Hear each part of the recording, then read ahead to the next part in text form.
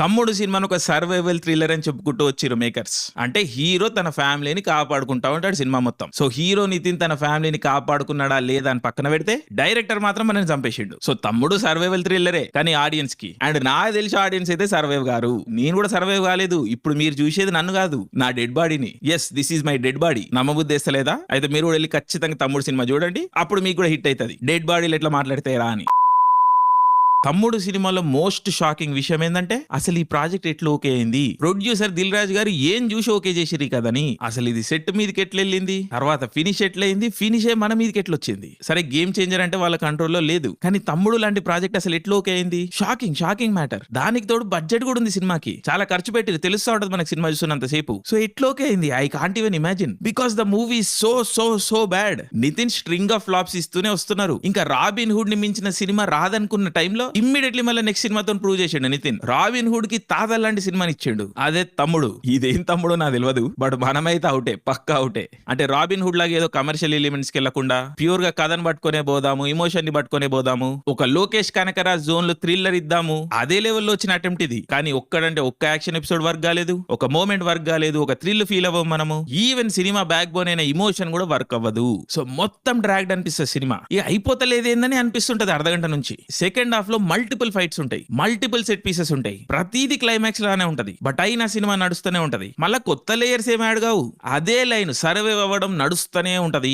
And A moment లో కూడా thrill అనేది హిట్ అవ్వకపోవడం వల్ల, మనం ఆ క్యారెక్టర్లతో కనెక్ట్ అవ్వకపోవడం వల్ల చాలా అంటే చాలా డ్రాగ్ అవుతుంది. ఐ మీన్ అన్బేరబుల్ అండి. I'm sorry to say, but it's unbearable. And దీనికి తోడు సినిమాలో ఒక 10-15 జెన్యూన్ WTF మూమెంట్లు ఉంటాయి. అవి రాగానే మనం ఇట్లా బిత్తరపోయి చూడాలి పక్కన వాళ్ళని, అరే ఈజ్ ఇట్ రియలీ హ్యాపెనింగ్ అని. బట్ ఎస్ అవుతుంది, అది మనం చూస్తున్నాం, పైసలు ఇచ్చి వచ్చి చూస్తున్నాం. సో కోర్ షేకింగ్ ముచ్చట్నే ఇది, and not in a good way. So ఒక సైడ్ ఏమో దిల్ రాజు గారు ఏ విధంగా ఈ ప్రాజెక్ట్ ఓకే చేసిర్రు అన్నది షాక్, అండ్ ఇంకో సైడ్ నితిన్ పాపం ఆయన ఫ్లాప్లే పడుతున్నాయి. ప్రతి ఒక్కరు నితిన్ చాయిసెస్ ని క్రిటిసైజ్ చేస్తున్నారు, ఆయన కెరియర్ ని రీఎవాల్యుయేట్ చేసుకోవాలని చెప్తున్నారు. సో ఇలాంటి టైంలో మరి డైరెక్టర్ ఏమనుకుంటున్నా నాకు తెలియదు. సెకండ్ హాఫ్ లో ఒక ఫైట్ ఉంటది, లైక్ సినిమా మొత్తం హీరోనే ముందు నిలబడి ఫైట్ చేస్తా ఉంటాడు. సో సెకండ్ హాఫ్ లో ఒక క్రిటికల్ మూమెంట్ లో హీరో ఫైట్ చేస్తుంటాడు. ఈ ఫైట్ ఇంటర్ కట్ లో వర్షాబుల్లమ్మ ఇంటెన్స్ ఫైట్ చేస్తా ఉంటది. హీరోతో ఒక ఇమోషనల్ సీన్ ని ఇంటర్ కనెక్ట్ చేయడం ఒకటి ఉంది. హీరో క్యారెక్టర్ ఎలివేట్ అవుతుంది, లేకపోతే ఏదైనా ఇమోషనల్ ఆర్క్ కోసం వాడతారు దాన్ని. అలాంటి జెక్స్ట పొజిషన్ వర్క్ అవుతుంది. కానీ ఇక్కడ హీరో ఫైట్ చేస్తుంటే కట్టుపన్న వర్ష బొల్లమ్మ ఇంటెన్స్ ఫైట్ చేస్తా ఉంటది. మనం డైరెక్టర్ వేణు శ్రీరామ్ ని మెచ్చుకోవాలి. ఇక్కడ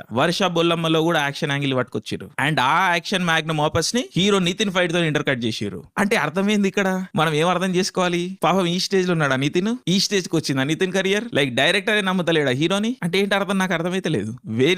వెరీ అన్ఫార్చునేట్ ఇది అయితే. అఫ్ కోర్స్ డైరెక్టర్ ఏదో జోన్ లో చేసి ఉండొచ్చు, వకీల్ సాబ్ హ్యాంగ్ ఓవర్ కావచ్చు, బట్ వకీల్ సాబ్ వేరే సినిమా, తమ్ముడు వేరే సినిమా. తమ్ముడు హీరో సినిమానే, తమ్ముడు ట్రెడిషనల్ టిపికల్ తెలుగు సినిమానే. సో ఈ కథలో ఆ మూమెంట్ కూసోదు, కానీ కూసోబెట్టిర్రు, అండ్ నితిన్ చూడాల్సి వస్తుంది ఈ విషయాలన్నీ, మనం కూడా చూడాల్సి వస్తుంది. సో ఏం చేయలేము ఇక. బట్ వేణు శ్రీరామ్ గారు అయితే దారుణం అంటే దారుణమైన దెబ్బేసిరు. ఒకవేళ ఇదే కథ ఐకాన్ కథ అయి ఉంటే మాత్రం అల్లు అర్జున్ సేఫ్ అయ్యండి అని చెప్పాలి. బట్ ఏదేమైనా మనం అయితే బలైనాం ఆడియన్స్, అదైతే ఫిక్స్. తమ్ముడు అయితే కష్టం అండి, ఇంకా ఇంతకు మించి నేను ఇంకేం చెప్పలేను. ఇది అర్థం కావాలంటే మీరు సినిమా చూడాలి, అప్పుడే మీకు తెలుస్తుంది. సో ఇంకా టెక్నికల్ విషయాల గురించి మాట్లాడాలంటే ఖర్చు పెట్టిరు సినిమాకి, బాగానే ఖర్చు పెట్టిరు తెలుస్తుంది స్క్రీన్ పైన. అయినప్పటికీ కూడా టెక్నికల్ విషయాలు ఏమంతా మనం ఇంప్రెస్ చేయవు. అజనీష్ లోక్నాథ్ మ్యూజిక్ ఒక్కటి ఓకే అక్కడక్కడ, బట్ సీన్ లో ఏం లేకపోవడం వల్ల మ్యూజిక్ ఇంపాక్ట్ కూడా తెలియదు.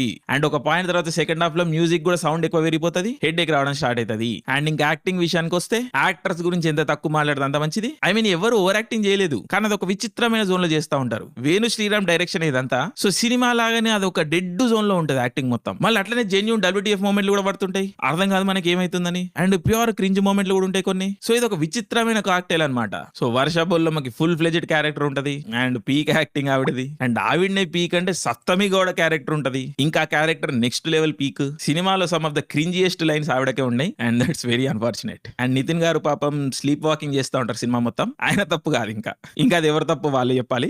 ఇన్ఫాక్ట్ వాళ్ళ తప్పు కాదు, మన తప్పే, మనమే కదా ఆడియన్స్, మన తప్పే. సో ప్రతిదీ మన తప్పే. ఈరోజు తెలుగు ఇండస్ట్రీ ప్రవృత్తి చూస్తే అదే అనిపిస్తుంది, ఆడియన్స్ తప్పే.